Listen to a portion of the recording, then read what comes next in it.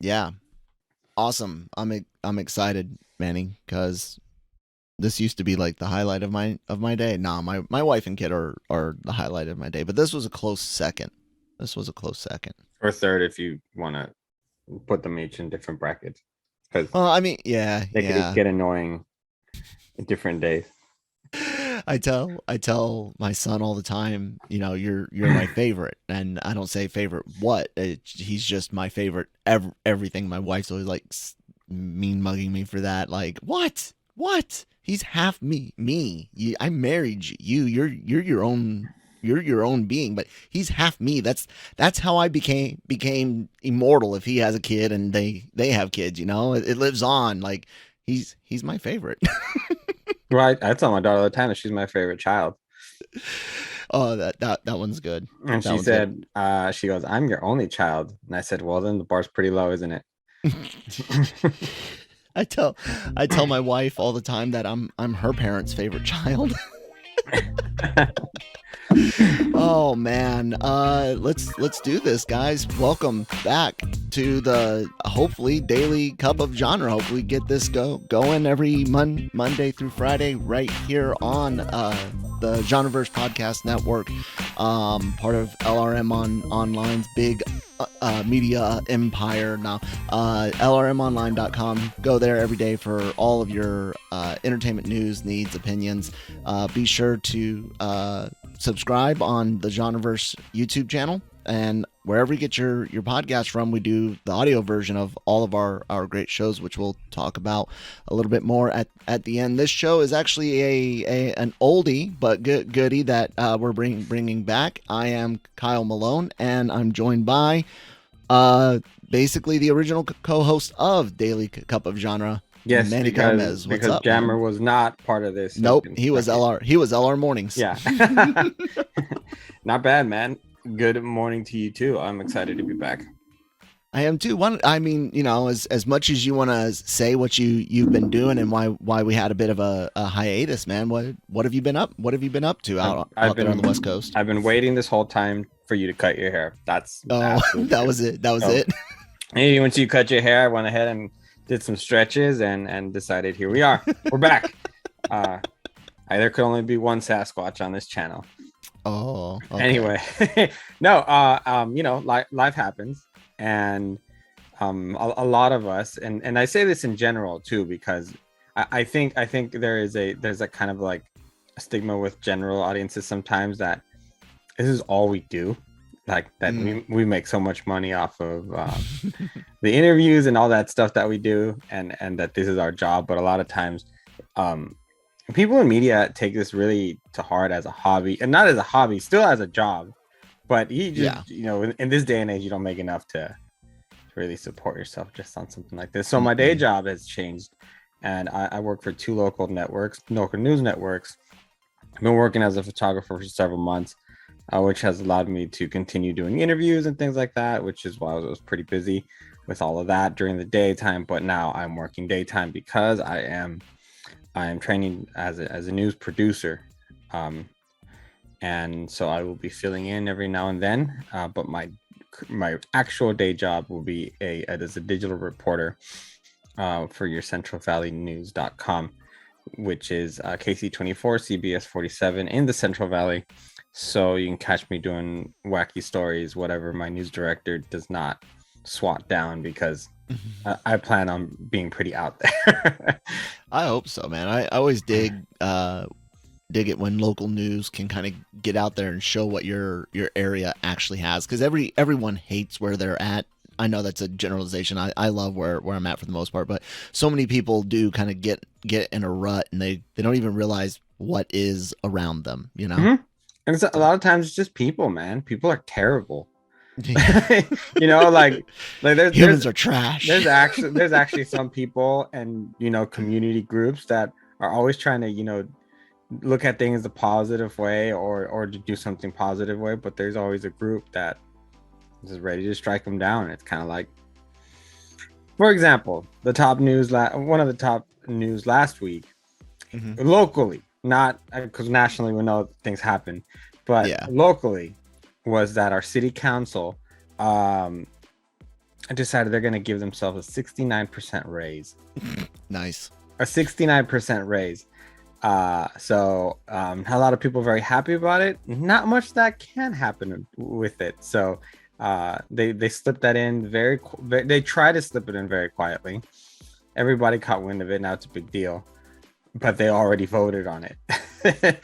So I hear some recall elections.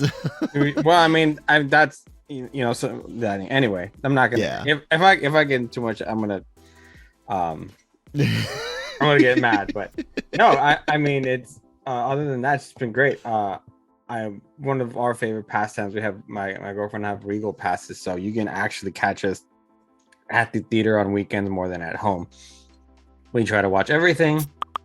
We like to watch everything, and so it's been nice to see growing populations in our local theaters. So that's been man. That's a great segue. I don't know if you actually set it up for that or not, but one of the things we used to do here on the Daily COG was talk box office on Mondays, and it's been interesting because there's been some underperformers, some massive overperformers, and I was mentioning, you mentioned you're at theaters a lot, and you say a lot of the opening weekends are still pretty big. Are they pre-pandemic?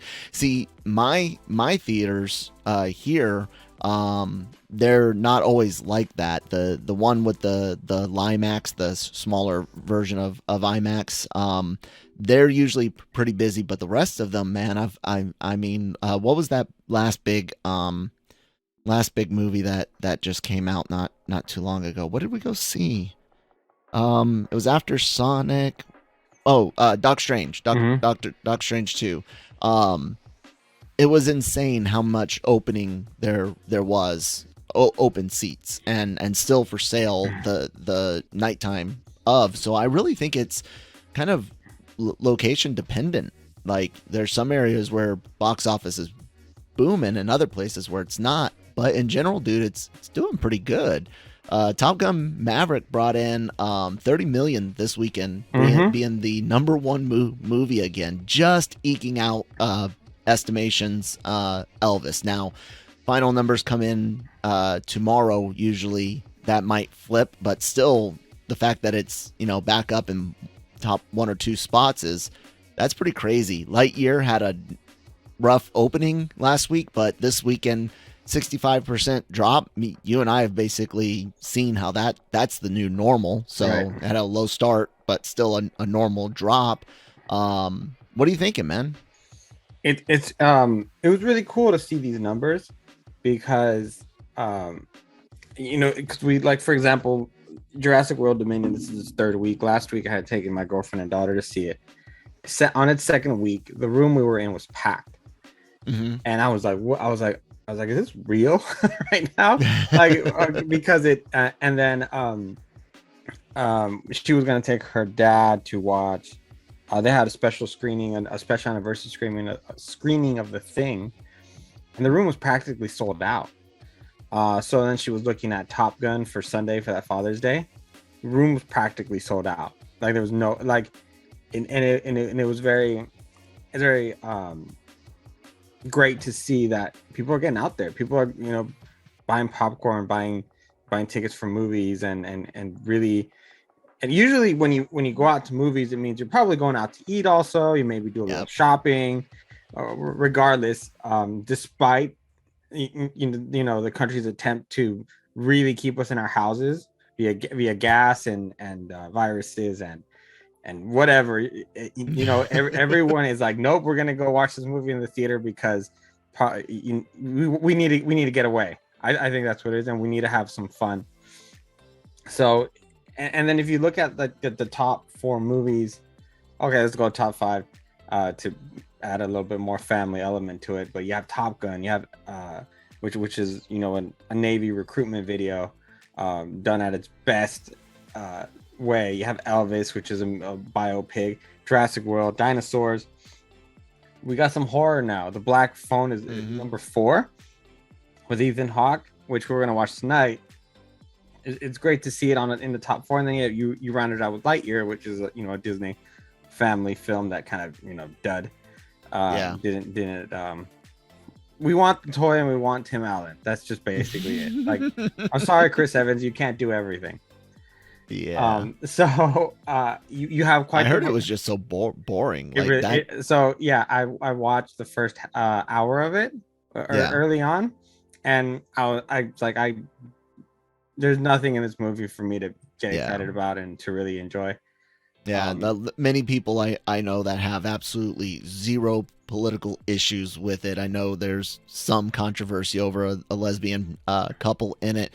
People that do not care about that are just straight up the movie's boring. So no, it's funny because it's funny you mention that, because I know that those people who are claiming that, like, oh haha, that's why your movie bombed because nobody wants to see that. It's like, no, it didn't do well because it's just not good. Like, don't put this on your platform because that's not what it is. This is, we care about the toys. We don't care about the movie that Andy went to go see. Yeah. So I mean, it is what it is. But yeah, Top Gun was phenomenal, and I think $1 billion worldwide. I think the word of mouth also has kept it going, and regardless on what side of any table that you sit on, it's a movie that you can enjoy, because you have the nostalgia, but at the same time you have it's just a really cool movie. Lots of practical effects, and Tom Cruise. My buddy Brian was, he's a big fan of it.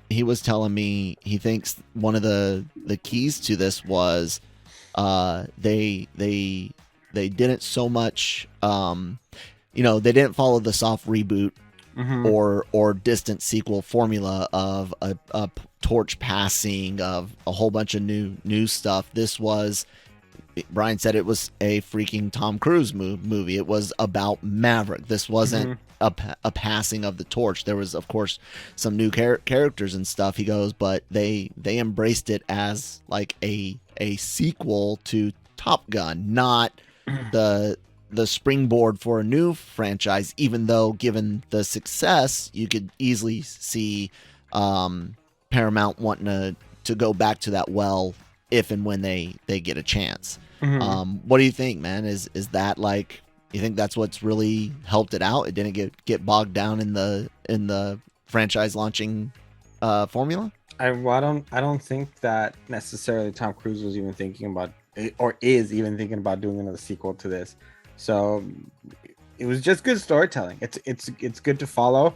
You have sentiment already for somebody who would have been Goose's son, and then we're still with Maverick. We're still with Tom Cruise's character, like you're saying. So the entire thing doesn't feel like it's just a like a nostalgia grab. Like, for example, a good example of that, Jurassic World Dominion, which was fun, which I really enjoyed anyway. But it leans very, very heavily on you reacting to things from the past. Yeah. And remember this moment? Yeah, and it does it all through it. And not to say it, so if you take some of those elements away, the story's kind of wonky.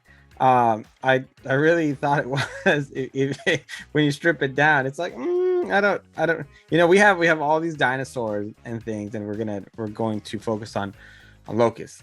Giant locusts. And I was like, combies maybe. I don't know. That's still would have been wonky, but at least it would have been like, okay, they're dinosaurs. But you don't care because you're so focused on the return of the old cast. Some of the dinosaurs that are coming back, and Blue and Beta and things like that. But that's kind of also, as a fan of a franchise that's been around forever, you kind of want those moments. So it just depends on who you are and how critical you want to be, or you just want to be on there for the ride. Yeah, I'd bring up an example of what I think is a bad soft reboot / distant sequel, Afterlife, Ghostbusters Afterlife, but it's doing exactly what they wanted it to do, which is springboard this new thing wearing Ghostbusters clothing. But I'm interested in what the animated stuff will do for that. I mean, I want good stories regardless of it. But I like the idea, if you're going to do a sequel, one, deep cuts, Top Gun, 30 years later, basically.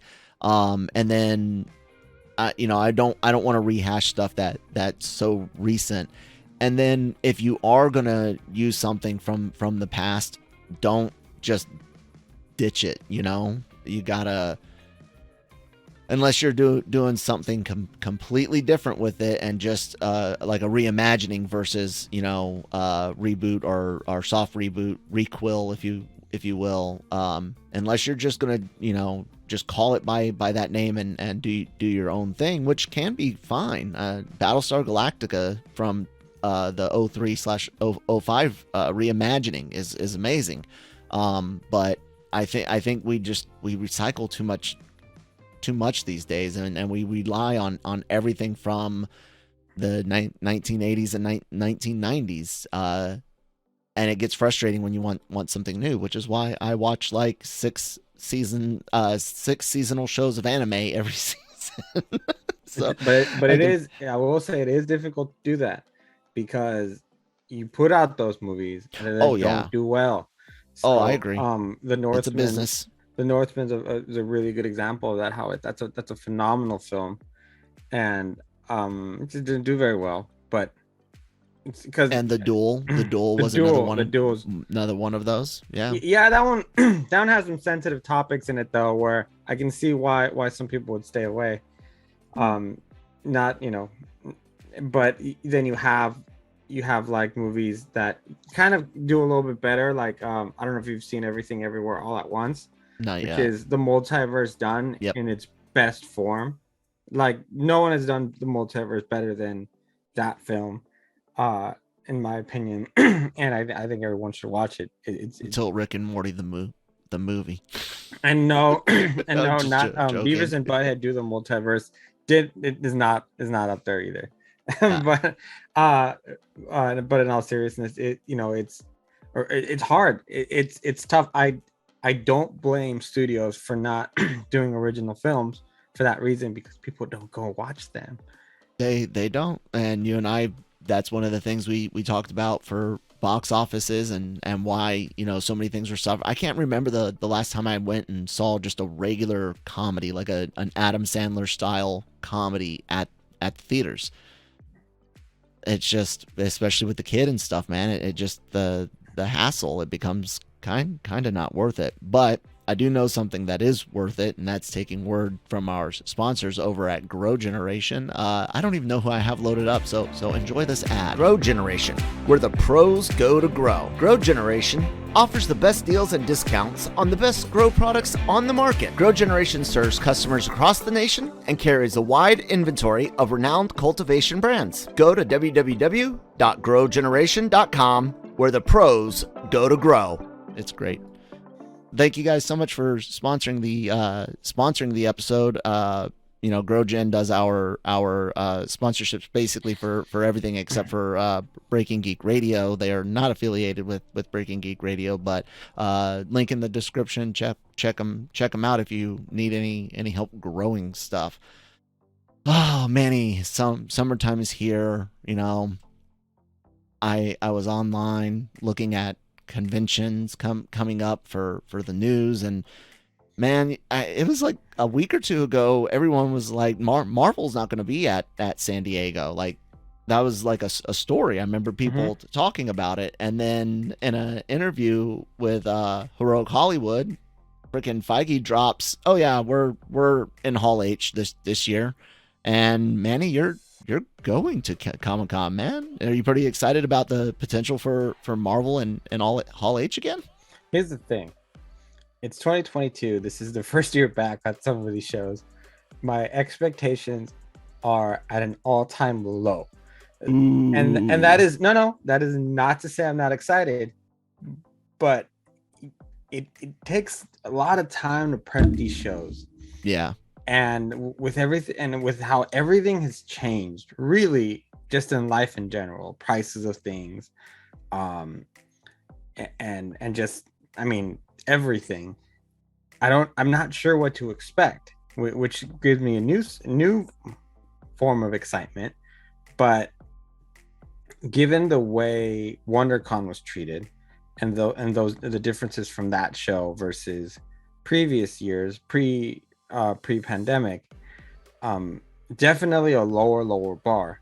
I mean, for example, at this year's WonderCon in Anaheim, if you're familiar with the arena and the convention center, you know that the arena is regularly where they'll hold their big panels, their reveals, and they didn't even use that arena this year. They just used big halls.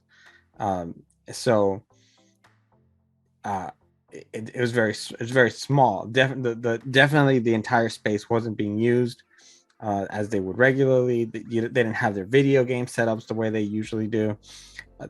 So you knew they were missing a lot. Yeah. But again, even for that show, I didn't expect like a 2018 show. So for Comic-Con, I'm right there again.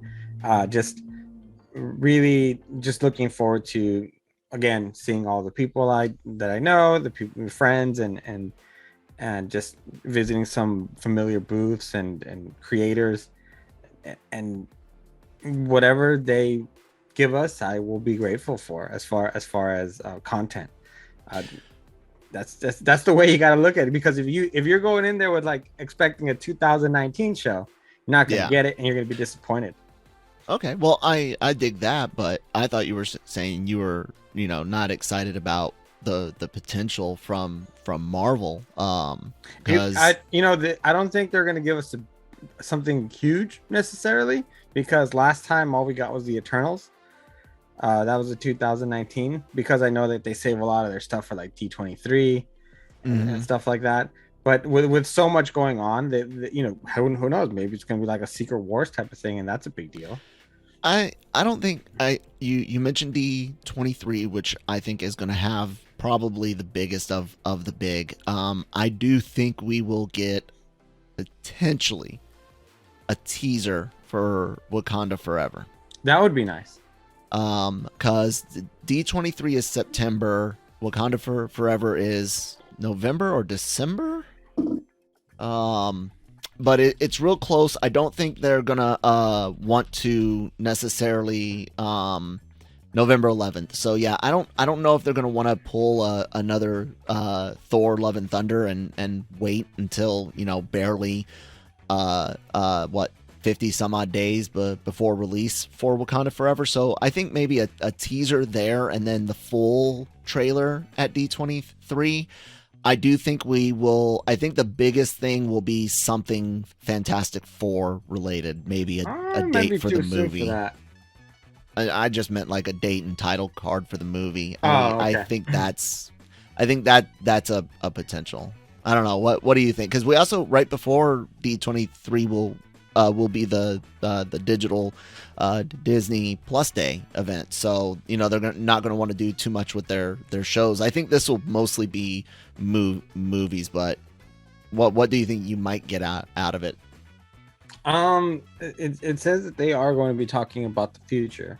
So maybe we get their lineup of the kind of an updated lineup with some of those calendar things that we haven't seen yet, like Echo and Werewolf by Night's official date. Yeah, we know that, but looking at it, maybe there is a Fantastic Four, and maybe there is.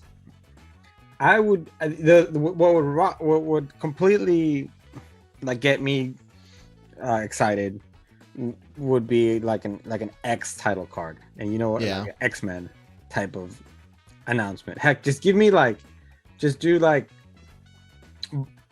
blades coming out of somebody's hand with just the hands, and then just an X, right? And then you're coming soon.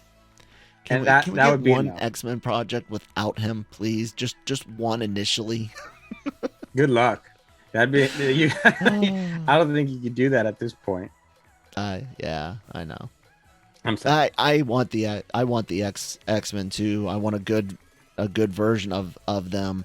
Um, I'm just so worried about how you bring them in. You and I have talked about this multiple times of like how difficult it could be to bring in the X-Men, and especially if you're wanting to change them up a bit from, you know, World War II era births, you know, being young in World War II, so that way you have Magneto's Jewish history and stuff like that.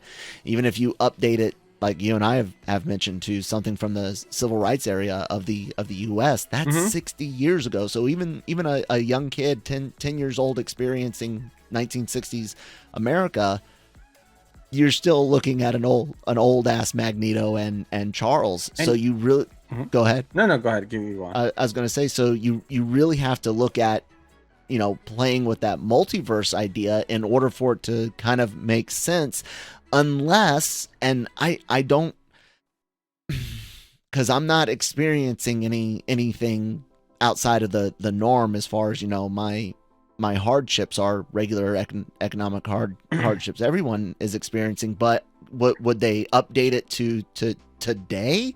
I mean, as bad as things are, the past is worse, and outside of, you know, the U.S. and its major allies, most of those places have a lot less, you know, freedoms and more oppression. So I don't know how you do X-Men then, and it kind of scares the frack out of me. You know what I do like about it is that now Marvel has established a multiverse, and a little bit easier. So you don't necessarily have to contain it to one. Yeah, exactly. Particular story. So like you said, we can go back in time if we want. That would be cool. I think that would be make it maybe a little bit even easier. Crossing over from like 1980s and in their dimension or something, you know. And there's, you know, Magneto in his 40s. That I'm down with something like that. Yeah. So the speculation is that the Hall H panel will be on Saturday night, and that this is from Collider. From Steven Weintraub, who's pretty reliable guy, and that, like you were saying, it's probably going to be Black Panther Wakanda Forever, but that they are going big with some of their announcements. So yeah, and which brings me to a bigger question: is where the hell is DC hiding? And I say this because DC usually makes WonderCon kind of it's their home show. A lot of times WonderCon is themed around whatever DC's big project's going to be. We've had Shazam, like Aquaman, Wonder Woman, and it's all themed around, you know, just the movie. That's the big event of the weekend, usually on Saturday. And they were completely missing at WonderCon, and now where does that leave them at? There's not even a fandom announcement. There's no like schedule for fandom. I'm on their website looking right now. Nothing. Yeah, man, that's huge. You've got Batgirl, Blue Beetle. I know they don't want to touch Flash with a 10-foot pole for right now. They don't want to do any marketing for that, and they've got a whole year for it. I'm almost with Nick and say, you know, fuck it, reshoot the shit. You know, it's funny because how are you going to market that, you know? It's funny because I saw this TikTok this morning that made me laugh. It says, all right, DC's new project, the Career Suicide Squad. And it features Amber Heard, Ezra Miller, Will Smith. Awful. I'm just laughing because I was like, man, a lot of the people that DC keeps betting on, man, they just can't get it together. There's only two standing Justice League members left, basically, and that's Momoa's Aquaman and Gadot's Wonder Woman. Yeah. And Wonder Woman's last outing was not well received. Well, it's not. It wasn't her fault. It was. No, It was a it was very not bad. her It was fault. a very bad story. It was, And it was this yeah. questionable shot. There's very questionable shots too, as far as the way it was edited. Yeah, And we've talked about that quite a bit.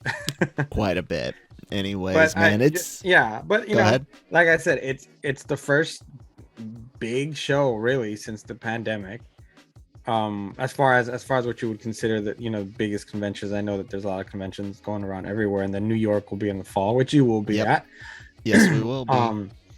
So just enjoy it for what it is, and enjoy the company, enjoy the fact that you're going to be in San Diego again, the Gaslamp district, which is going to really be looking forward to your support as far as coming back financially, and just enjoy it and have a good time. I think that's what it is. I know that even our coverage is going to be a little bit looser than it has been in the past, because of that reason, but heck, I will say, when I did Comic-Con, I did do 9 press rooms still, so it gives me a lot of hope still for Comic-Con, which means it will still be quite the mess that it always is, as far as running around from one room to another hotel. So just just gonna have fun with it. Yeah. Well, man, it's been a great first episode coming back, guys. You can see we've got some new graphics. I've been working hard on upgrading all of the podcasts here at the Genreverse Podcast Network.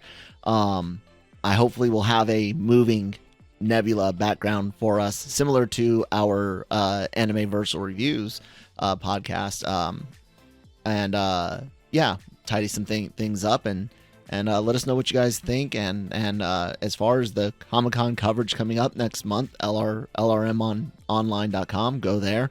All of our content is on there. The written articles, reviews, celebrity interviews, Manny, Gig, and Nancy, all on the LRM online YouTube channel. That's where the interviews go at. The podcasts are accessible there. Opinion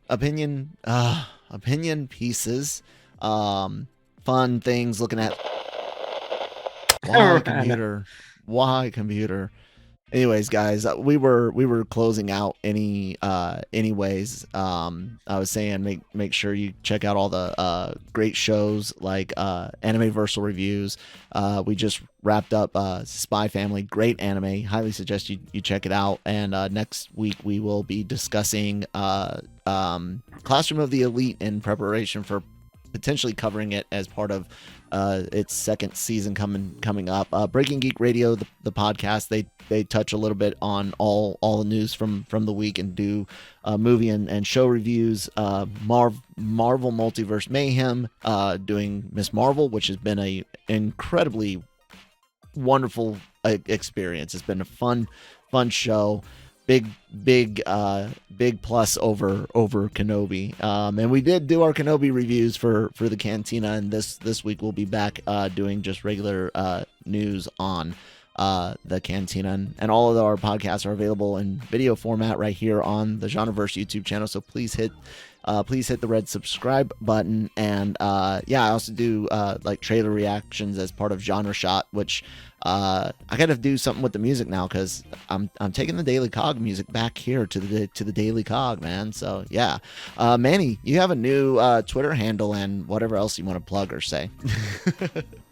Just due to the broad number of things I do now, especially at my day job, my Twitter handle is now at Manny Gomez Media. You can find me on there for a lot of local stuff, a lot of geeky stuff, a lot of entertainment stuff still. More than likely, my role here at LRM changes just a bit, as I'll be back here on this podcast, as just to a few people's delight. We see you out there, Brian. But I will be writing a whole lot more for the site, which is something that we need, just because sometimes we miss things. We you know, everyone's busy, and being West Coast, I can take a lot of that in the evening, which sometimes things drop in the evening and we don't have anyone here, and I will now be here to cover that spot. And every now and then, if I can do an interview, I still will. But hey, you know what? They're all in good hands because Gig and Nancy do a way better job than I do anyway. So, yeah, we're not does a good job. we're not going to be missing out on coverage. So, if anything, actually, I think it balances it out just a little bit better. There you go. All right, guys. Thank you so much for listening. I'm at that Kyle Malone, and we will see you next time.